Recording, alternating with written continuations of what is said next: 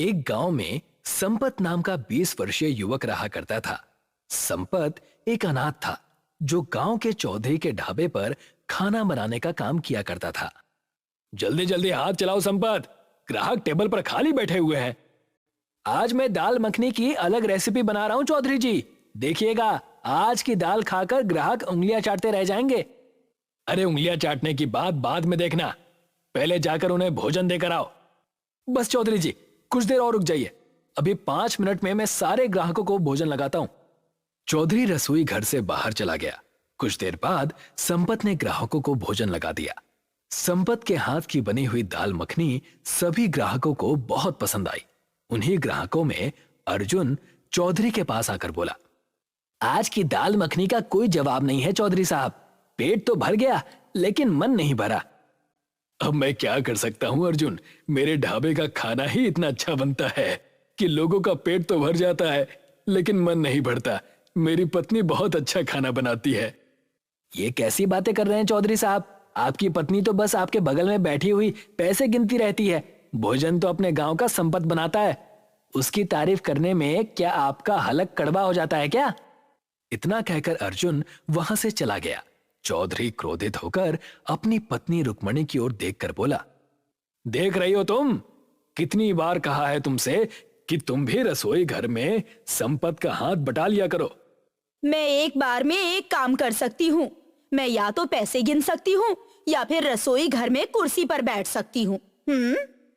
तुम बिल्कुल मूर्ख की मूर्ख ही रहोगी। जरा सोचो, कल को यह संपत हमारा ढाबा छोड़कर चला गया तो क्या होगा?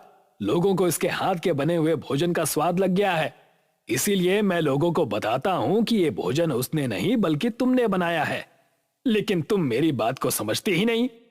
आप बिल्कुल सही बोल रहे हैं, ये विचार तो मेरे मन में आया ही नहीं। कल से मैं भी संपत के बगल में कुर्सी लगाकर बैठी रहूंगी। अगले दिन संपत जब ढाबे पर आया तभी चौधरी संपत की ओर देखकर बोला, संपत आज से मेरी पत्नी भी तुम्हारे साथ रसोई घर में रहेगी। चौधरी साहब मालकिन को क्यों परेशान कर रहे हैं, मैं हूं ना भोजन बनाने के लिए। जितना बोला है उतना करो, इससे ज्यादा नहीं। ठीक है चौधरी साहब, जैसी आपकी मर्जी। रुक्मणी उस दिन के बाद संपत के साथ रसोई घर में बैठने लगी। कुछ दिनों बाद चौधरी ने सभी ग्राहकों को विश्वास दिला दिया कि जो भोजन उसके ढाबे में दिया जाता है वो भोजन उसकी पत्नी रुक्मणी बनाती है। एक दिन संपत काम पर जाने के लिए अपने घर से बाहर निकला ही था कि तभी वहां पर चौधरी आ गया। चौधरी साहब आप, मैं तो ढाबे पर ही आ रहा था।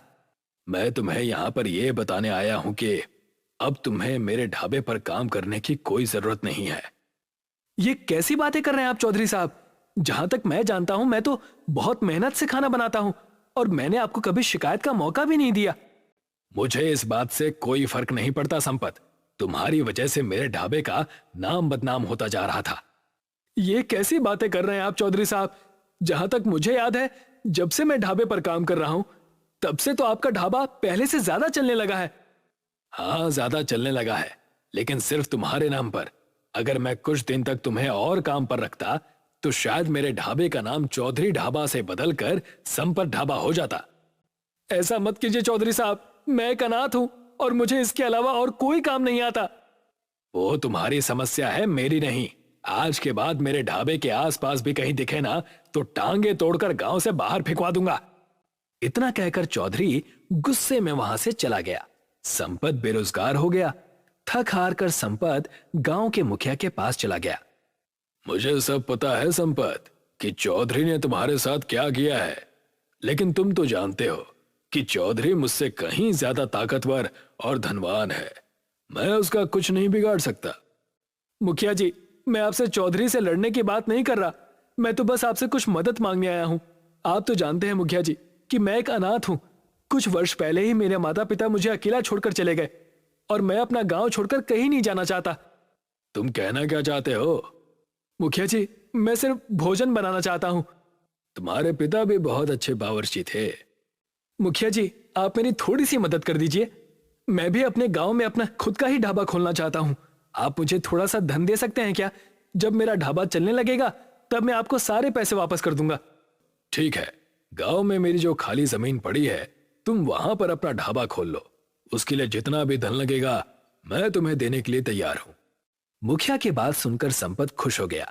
संपत बड़ी मेहनत से खाली जमीन पर ढाबा बनाने में जुट गया। जी तोड़ मेहनत के बाद संपत ने वहां पर ढाबा बनाकर तैयार कर लिया। कुछ दिनों के बाद संपत के ढाबे पर ग्राहक आने लगे और यही बात चौधरी को परेशान करने लगी। जिस बात का मुझे डर था वही हुआ रुक्मणी। उस नालायक ने अपना ढाबा गांव में खोल दिया है। अब ग्राहक मेरे ढाबे पर कम उसके ढाबे पर ज्यादा आते हैं। आपके अंदर तो लोमड़ी के जैसी बुद्धि है। उस बुद्धि का इस्तेमाल करिए और उसका ढाबा बंद करवा दीजिए। तुम बिल्कुल सही कह रही हो। मुझे अपनी लोमड़ी जैसी बुद्धि से कोई योजना तो सोचनी ही पड़ेगी। चौधरी ने बड़ी चालाकी से एक ग्राहक को अपनी बातों में ले लिया। वो ग्राहक संपत के ढाबे पर चुपके से भोजन में चौधरी की लाई हुई दवाई फेंक आया। उस दिन जिसने भी संपत के ढाबे का खाना खाया उसका पेट खराब हो गया। अगले दिन संपत के ढाबे के सामने गांव के लोगों की भीड़ लग गई। एक व्यक्ति क्रोधित होता हुआ संपत से बोला, तुम्हारा ढाबा क्या चलने लगा? तुम अपनी औकात भूल गए? ये कैसी बातें कर रहे हैं? मैंने क्या किया है? क्या किया है? अरे कल मैंने तुम्हारे ढाबे पर दाल खाई थी, तब से मेरा पेट खराब है। और यहां पर जितने भी लोग खड़े हुए हैं उन सबका पेट खराब है। उन सबके जिम्मेदार तुम हो। तुमने जरूर भोजन में कुछ ना कुछ मिलाया है। आपको गलतफहमी हुई है। मैंने भोजन में कुछ भी नहीं मिलाया। आज के बाद हम में से कोई भी तुम्हारे ढाबे पर खाना खाने नहीं आएगा। अपना भोजन बनाकर स्वयं ही खा लेना। इतना कहकर वो व्यक्ति वहां से चला गया और संपत आंखों में आंसू लिया हुआ अपने ढाबे पर बैठ गया। संपत फिर से बेरोजगार हो गया। कुछ दिनों के बाद संपत के ढाबे पर मुखिया आकर बोला, संपत, तुमने मुझसे जो पैसे लिए थे वो मुझे कब लौटाओगे? मुखिया जी, आप तो जानते हैं कि मेरे ढाबे पर कोई ग्राहक ही नहीं आ रहा। वो सब मुझे नहीं पता संपत। मुझे मेरे पैसे चाहिए, वो भी ब्याज सहित। मुखिया की बात सुनकर संपत बुरी तरह से चौंक गया। हमारे बीच ब्याज की तो कहीं बात ही नहीं हुई थी। मैंने कहा था तुम सुन नहीं पाए होगे। परसों तक अगर मुझे मेरे पैसे ब्याज सहित वापस नहीं मिले तो मैं तुम्हारा मकान भी तुमसे छीन लूंगा और उसे बेचकर अपने पैसे की भरपाई करूंगा। ऐसा मत कीजिए मुखिया जी, मैं अनाथ हूं। आप अगर मुझसे मेरा घर ही छीन लेंगे तो फिर मैं कहां जाऊंगा? तुम्हें 2 दिन का समय देता हूं। इतना कहकर मुखिया वहां से चला गया। 2 दिन बाद मुखिया ने संपत को धक्के देकर घर से बाहर निकाल दिया और उसका ढाबा भी तोड़ दिया। संपत आंखों में आंसू लिया हुआ एक हाईवे के घने पेड़ के नीचे बैठकर अपनी किस्मत पर रोने लगा। संपत को रोते हुए सुबह से शाम हो गई। तभी उसने देखा कि उस पेड़ पर एक चिड़िया का घोंसला बना हुआ था, जिसके ऊपर एक चील बराबर मंडरा रही थी। इस चील को भगाना होगा, नहीं तो ये उसका घोंसला तोड़ देगी। मेरा घर बचाने के लिए तो कोई भी गांव वाला नहीं आया, लेकिन मैं इस बेजुबान प्राणी का घर इस चील को नहीं तोड़ने दूंगा। संपत ने एक चील को वहां से भगा दिया। तभी वहां पर एक चमत्कार हुआ। उस घोंसले के ऊपर बैठी हुई चिड़िया संपत के पास आकर बैठ गई और एक तेज धमाके के साथ वो एक सुंदर लड़की में परिवर्तित हो गई। कौन हो तुम? बरसों पहले एक श्राप के कारण मुझे चिड़िया बनाकर इस घोंसले में कैद कर दिया गया था। अगर तुम उस चील को नहीं भगाते तो वो चील मुझे मारकर मेरा घोंसला तोड़ देती। वो एक चील के रूप में राक्षस था। लेकिन तुम फिर अपने असली रूप में कैसे आ गई? मुझसे कहा गया था कि जब भी कोई मुसीबत का मारा हुआ सच्चा युवक तुम्हारी मदद करेगा, तुम्हारा ये श्राप समाप्त हो जाएगा। और देखो, मैं मुक्त हो गई। तुमने मेरी मदद की है तो मैं भी तुम्हारी मदद करूंगी। मैं तुम्हारे बारे में सब जानती हूँ। तुम मेरी मदद कैसे कर सकती हो? क्यों नहीं कर सकती? तुम बहुत अच्छा खाना बनाते हो, बस तुम्हारे पास धन नहीं है। एक घर था, वो भी तुमसे छीन लिया गया, लेकिन कोई बात नहीं। तुमने जिस घोंसले को टूटने से बचाया है, वही घोंसला आज से तुम्हारा घर होगा। और इस घोंसले में तुम्हारा खुद का बना हुआ घोंसला रेस्टोरेंट होगा। इतना कहकर उस सुंदर लड़की ने अपना हाथ घोंसले के आगे कर दिया। तभी एक तेज धमाके के साथ वो घोंसला एक रेस्टोरेंट में परिवर्तित हो गया। जिसकी सीढ़ियां बहुत सुंदर लकड़ी की बनी हुई थी। ये घोंसला रेस्टोरेंट आज से तुम्हारा है। तुम्हें यहाँ से कोई भी नहीं निकाल सकता। जब भी तुम्हें यहाँ से कोई निकालने की कोशिश करेगा तो वो खुद ही मुसीबत में फंस जाएगा। इतना कहकर वो सुंदर लड़की वहां से गायब हो गई। संपत उस रेस्टोरेंट के अंदर चला गया। उसने देखा कि रेस्टोरेंट अंदर से किसी 5 स्टार होटल जैसा था, जहां पर एक से एक महंगी टेबल रखी हुई थी और एक 5 स्टार होटल की ही तरह हर सुख सुविधा वहां पर मौजूद थी। कुछ देर बाद संपत वहां पर आराम की नींद सो गया। अगले दिन संपत नाश्ता करके नीचे उतरा ही था कि तभी उसके सामने एक कार आकर रुक गई। उसमें से एक सुंदर युवक बाहर निकलकर संपत से बोला, ये किस तरह का रेस्टोरेंट है भाई? इस तरह के रेस्टोरेंट्स तो मैंने सिर्फ विदेशों में ही देखे हैं, लेकिन वो भी तस्वीरों में। ये मेरा रेस्टोरेंट है, घोंसला रेस्टोरेंट। मेरे रेस्टोरेंट पे हर तरह का भोजन उपलब्ध है। क्या तुम मुझे अपना रेस्टोरेंट दिखा सकते हो? दिखाना क्या है साहब, आप मेरे पहले ग्राहक हैं। आपके लिए आज का खाना मुफ्त है। संपत ने उसके लिए बहुत अच्छा भोजन तैयार कर दिया। भोजन खाकर वो युवक उंगलियां चाटते हुए बोला, यकीन मानो मैंने एक से बड़े एक 5 स्टार होटल में खाना खाया है, लेकिन इससे ज्यादा लजीज खाना मैंने अपने जीवन में नहीं खाया। मैं एक बहुत बड़ी कंपनी में एडवर्टाइजमेंट का काम करता हूं। तुम चाहो तो मैं तुम्हारे इस घोंसला रेस्टोरेंट का एडवर्टाइजमेंट कर सकता हूं।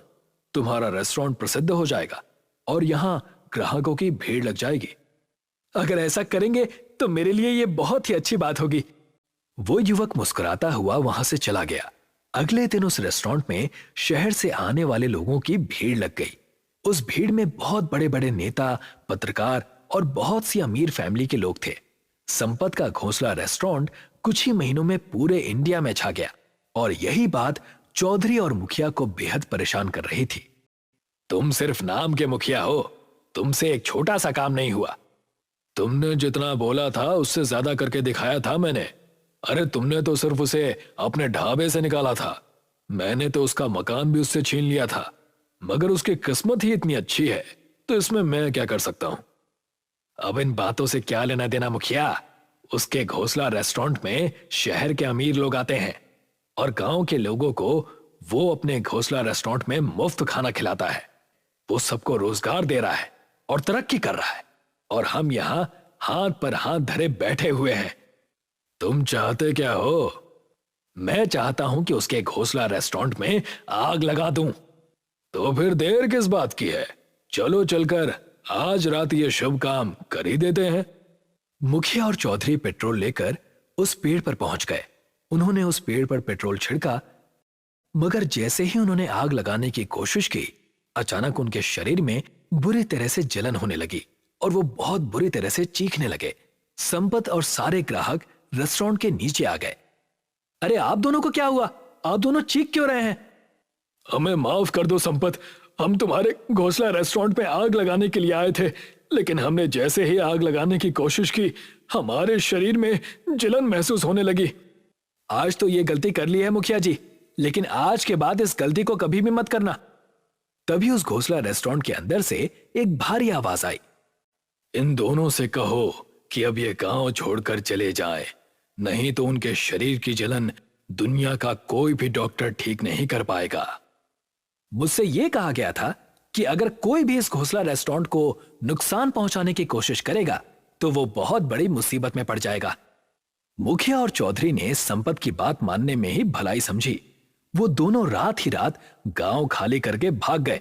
संपत आज भी घोंसला रेस्टोरेंट चलाता है।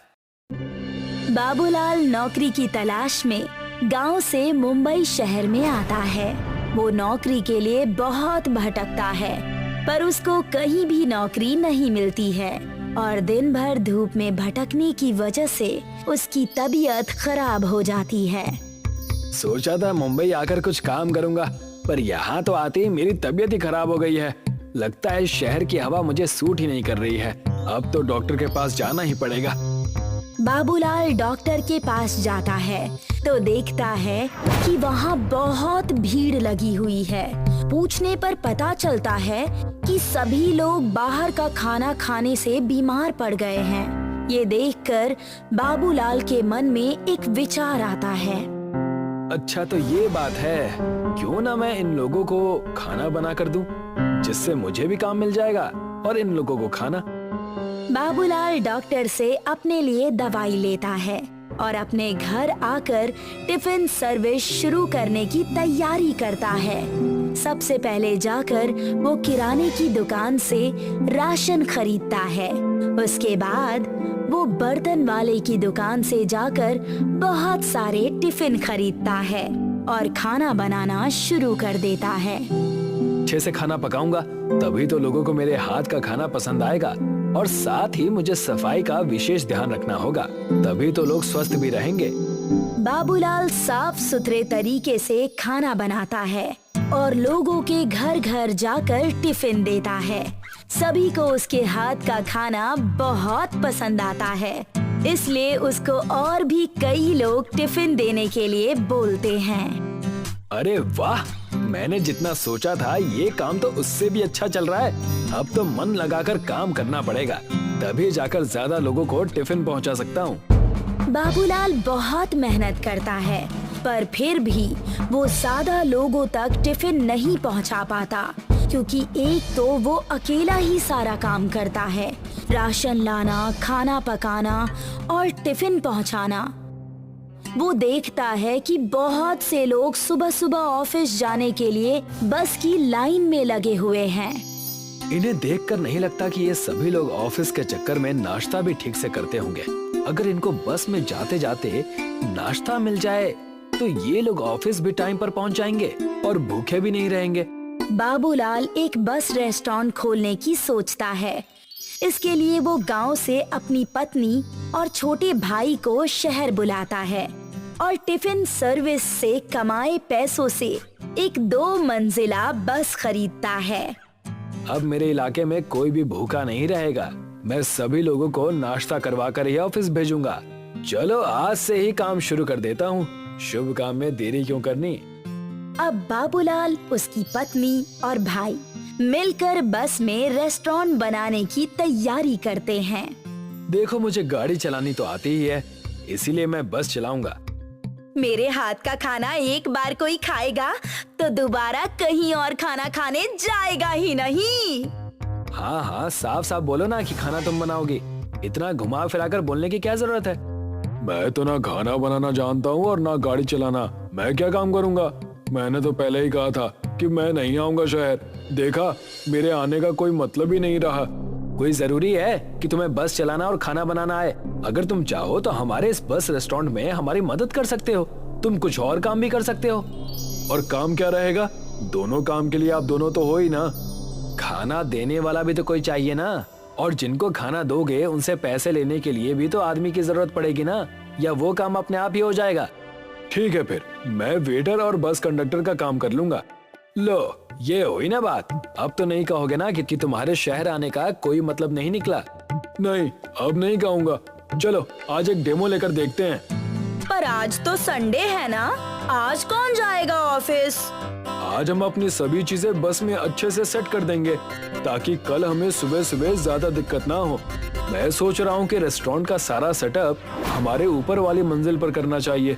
जिसको खाना खाना होगा वो ऊपर आ जाएगा और खाने के बाद नीचे आ जाएगा, जिससे बाकी यात्रियों को भी परेशानी नहीं होगी। हाँ, ये ठीक रहेगा। किचन का पूरा सेटअप ऊपर ही कर लेते हैं, ताकि दोनों चीजें आपस में मिक्स ना हो। तीनों मिलकर बस में रेस्टोरेंट बनाने की तैयारी करने लगे।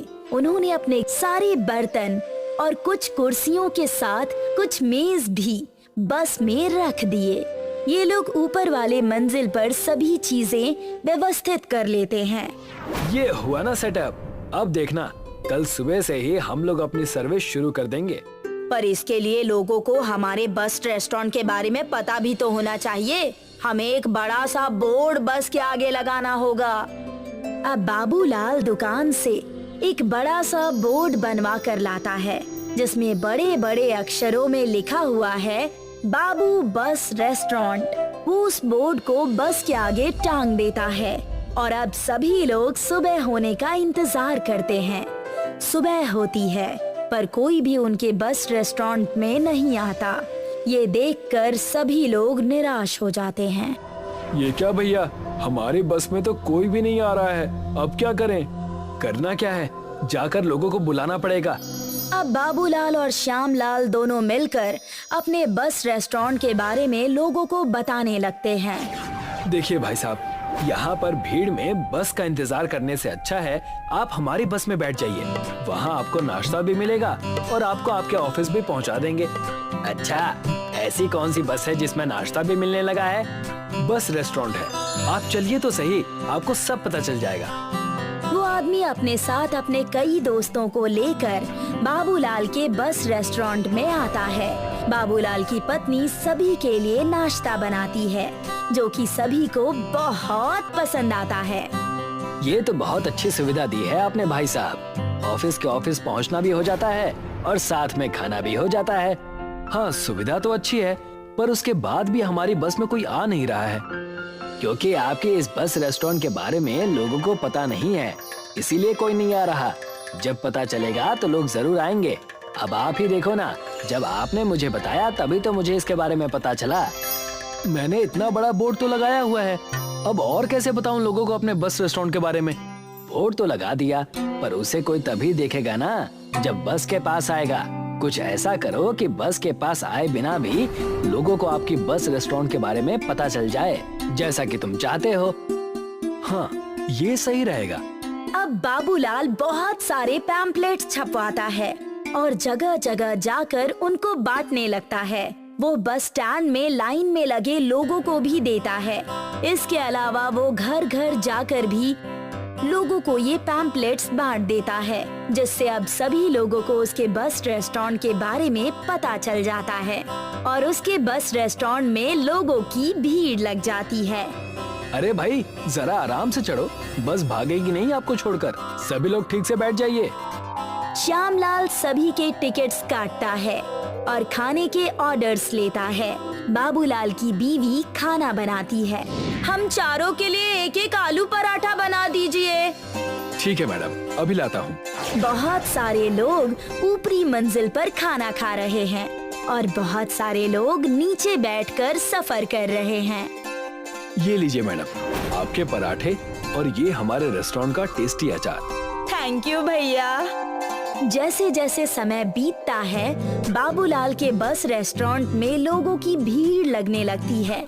अब सभी लोगों को इस बस रेस्टोरेंट के बारे में पता चल गया है, इसीलिए सभी लोग इससे सफर करना पसंद करते हैं और देखते ही देखते बाबूलाल को शहर में सभी लोग जानने लगते हैं और वो बहुत पैसे कमाकर यहाँ पर अपना एक सुंदर सा घर खरीद लेता है।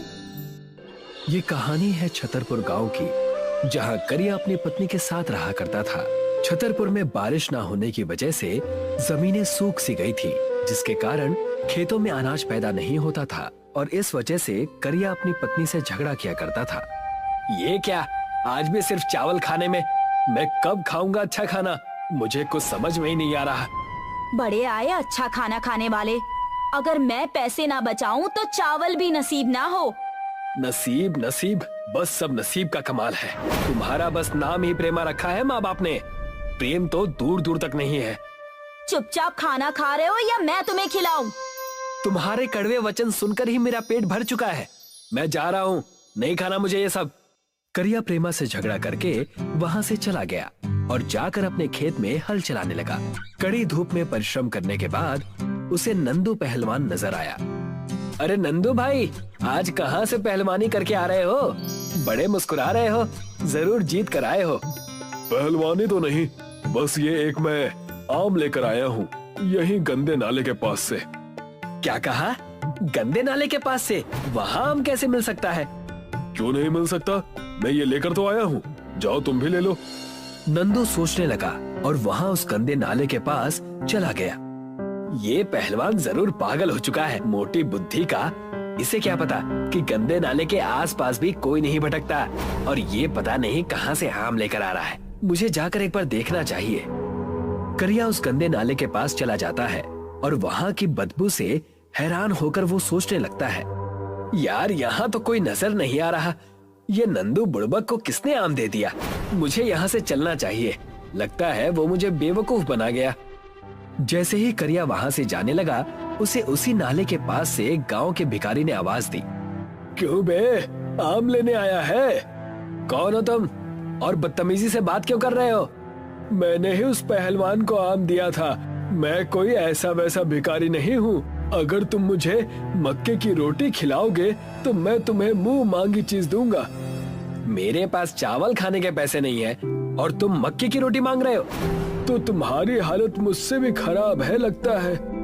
भिखारी के इतना कहते ही करिया को क्रोध आने लगा और तब करिया ने भिखारी से कहा, तुम इतना कैसे बोल लेते हो? चलो मैं तुम्हें तुम्हारी मनपसंद मक्के की रोटी खिलाता हूँ। करिया उस भिखारी को लेकर एक छोटे से ढाबे पर गया और वहाँ जाकर उसे मक्के की रोटी खिलाने लगा। वाह वाह, मक्के की रोटी, वाह वाह, मक्के की रोटी, सरसों दा साग, चलेगी जिंदगी बिल्कुल बाग बाग, वाह वाह। देखा तुमने, मैं तो गायक भी हूँ। वो सब छोड़ो, खाना खाओ, मुझे और भी बहुत काम है। करिया ने उसे मक्के की रोटी और सरसों का साग खिलाया और उससे कहा, तुमने उस पहलवान को आम दिया था, तुम मुझे क्या देने वाले हो? इमली। मैं तुम्हें इमली देने वाला हूँ। इस इमली को अपनी पत्नी के साथ खाकर तुम इसके बीज को गंदे नाली के पानी के पास बो देना और जादू देखना। इतना कहकर भिखारी वहाँ से चला गया, लेकिन करिया उस इमली को देखकर सोचने लगा, ये कैसी इमली है? कहीं ये मुझे पागल तो नहीं बना गया? उधार में मक्के की रोटी और सरसों का साग भी खा गया और आम की जगह दे भी गया तो क्या ये इमली। करिया उस इमली को लेकर अपने घर चला गया और अपनी पत्नी प्रेमा को देकर कहने लगा, भाग्यवान, ये इमली ले लो, इसका कुछ बना देना या खा लेना। इमली की कौन सी सब्जी बनती है भला? इसे हमें खाना ही होगा ना? हाँ, खा जरूर लेना और ध्यान रखना, इसके बीज मुझे दे देना, मैं इसको बो दूंगा। खेतों में कुछ बोना हो तो मुंह फूल जाता है और तुम चले इमली बोने के लिए। वाह, इतने मेहनती कब से हो गए? लो अब तुम्हारा झगड़ा शुरू। चलो जाओ घर के काम करो। प्रेमा ने इमली खा लिए और उसके बीज को करिया को थमा दिया। करिया उस गंदे नाले के पास फिर से चला गया और वहाँ जाकर उस इमली के बीज को बोने लगा, ठीक नाले के पास। ये हो गया इमली बोने का काम पूरा। कल सुबह आकर देखता हूँ ये कितना बड़ा पेड़ बनेगा। दूसरे दिन सुबह करिया उस इमली के पेड़ के पास गया और वहाँ जाकर दंग रह गया। इमली का पेड़ एक ही दिन में बहुत बड़ा बन गया था, जिसमें खूब सारे इमली भरे हुए थे, जिसे देखकर वो सोचने लगा, ये कैसे हो सकता है भला? कल ही मैंने बीज बोए थे और आज इमली का पेड़ इतना बड़ा कैसे हो गया? जरूर कोई ना कोई बात तो है और इस पर इतनी सारी इमलियां नजर आ रही हैं। मुझे इमली तोड़ने होंगे। करिया उस इमली के पेड़ से इमली तोड़ने लगा और जैसे ही इमली करिया ने तोड़ी, उसमें से हीरे निकलने लगे। इमली के टूटते ही हीरों की बौछार होने लगी, छोटे छोटे कीमती हीरे। उन हीरों को देखकर करिया चौंक गया। ये हीरे कैसे हो सकते हैं? हाय, मैं माला माल हो गया, कमाल हो गया। हाय यकीन नहीं हो रहा मुझे। उन इमली और हीरो को लेकर करिया उसी भिखारी को ढूंढने लगा, जो कि एक मंदिर के बाहर आराम कर रहा था। क्यों आ गए ना चौंक कर मेरे पास? लेकिन ये कैसे हो सकता है? इमली के पेड़ से हीरे कैसे निकल सकते हैं? तुम कोई साधारण इंसान नहीं हो। आखिर तुम हो कौन? अरे बाबा, मैं हूँ तो साधारण इंसान ही। तुम्हें और भी हीरे चाहिए हो तो उस गंदे नाले को साफ करो। उस नाले को साफ करके ही मैंने इतना पुण्य कमाया है, जिसका मैंने तुम्हें थोड़ा सा हिस्सा बांट दिया। मैं उस नाले की आज ही सफाई करूंगा और अच्छे से करूंगा और सारे हीरे ले जाऊंगा। करिया सारे हीरे और इमली ले जाकर अपनी पत्नी प्रेमा को दे देता है और प्रेमा से कहता है, अब से हमें किसी भी चीज से डरने की या तरसने की कोई जरूरत नहीं है। हमारे पास अब सब कुछ है। हे भगवान, मुझे नहीं पता था कि मेरे इमली के बीज को खाकर फेंकने से इतने हीरे मिल जाएंगे। बचपन से लेकर अब तक करोड़ों का नुकसान हो गया। वो कैसे भाग्यवान? मैं समझा नहीं। मैंने कितने सारे आम और इमली के बीज खाकर बस ऐसे ही फेंक दिए। दोनों हंसने लगते हैं और अपनी जिंदगी उस हीरे की मदद से अच्छी कर लेते हैं। पूरे 1 साल बीत जाने के बाद जब उनके पास हीरे और पैसे नहीं बचते, तब प्रेमा करिया से कहती है, क्यों ना हम दोबारा वहाँ चले? उस नाले के पास हमारे पैसे भी अब खत्म हो चुके हैं। हम उस गंदे नाले की सफाई करेंगे, पूरी तरह से सफाई, और सारे हीरे दोबारा हासिल कर लेंगे। लेकिन लोग क्या कहेंगे कि करिया और उसकी पत्नी उस नाले की सफाई करने जा रहे हैं। छी छी, मैं नहीं करूँगा ये सब। जी, आपको मेरी कसम। करिया और प्रेमा दोनों ही उस नाले की सफाई करने लगते हैं। लोगों का गिराया हुआ प्लास्टिक कचरा उस नाले में जमा हुआ होता है। वहाँ जाकर पूरे 1 महीने तक सफाई करते हैं, लेकिन उन्हें कुछ भी हासिल नहीं होता, जिससे दोनों चिंतित हो जाते हैं। यहाँ तो हमें अब कुछ नहीं मिल रहा। सारी जमीन, जायदाद, घर सब बेचना पड़ जाएगा हमें, अगर आज भी हीरे नहीं मिले तो। मैंने तुमसे कहा था ना कि हमें कुछ करने की जरूरत नहीं है, लेकिन तुमने मेरी एक ना सुनी। लो देखो, हो गया ना। करिया और प्रेमा ने नाले को पूरी तरह से साफ कर दिया था। जैसे ही वो वहाँ से जाने लगे, करिया की नजर नाले के पानी पर पड़ी और उसने देखा कि नाले के पानी में हीरे तैर रहे हैं। सारे हीरे नाले के पानी के ऊपर आ रहे हैं, जिसे देखकर दोनों झूम उठे। हुर्रे! हीरे मिल गए! हुर्रे! मैंने कहा था ना तुमसे कि हीरे मिल जाएंगे। देखो, हो गया ना। हमने थोड़ी सी प्रकृति क्या साफ की, हमारी जिंदगी बदल गई। अब से हम इन हीरो से मिले पैसों को दान करेंगे और अपना जीवन जिएंगे। तुमने सही कहा, हमने भूखमरी देखी है, हम ऐसा ही करेंगे। प्रेमा और करिया दोनों ही उस हीरे के नाले की मदद से खुश रहने लगे और लोगों की सेवा करने लगे और अपना जीवन खुशी खुशी बिताने लगे।